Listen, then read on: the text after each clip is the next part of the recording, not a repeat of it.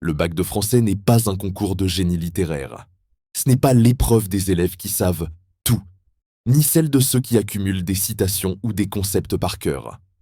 Ce que le correcteur cherche avant tout, c'est une preuve de compréhension et de clarté. Il veut voir si tu as saisi le texte, si tu sais réfléchir dessus et organiser tes idées. Tu peux même ne pas avoir l'analyse la plus originale, mais si ton raisonnement est logique, structuré et progressif, tu marques des points. Une copie qui suit un fil conducteur clair, avec une introduction, un développement articulé et une conclusion nette, montre que tu sais penser comme on te demande de le faire. À l'inverse, une réflexion brillante mais confuse, même très pertinente, perdra beaucoup de points parce que le correcteur se perd dans tes idées. Le bac récompense la clarté avant l'originalité.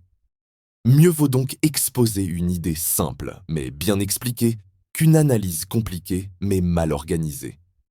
Chaque phrase doit avoir un rôle, chaque paragraphe une fonction, et chaque exemple doit soutenir ton argumentation. En résumé, ce que tu dois retenir: comprendre le texte avant de vouloir l'épater.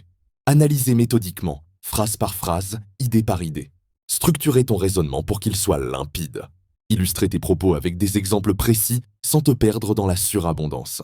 Le bac de français, c'est donc une épreuve de méthode et de rigueur plus que de génie.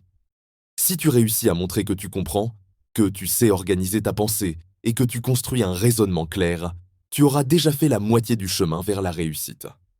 Et cette clarté, cette logique, sera toujours plus valorisée qu'une créativité confuse ou incomplète.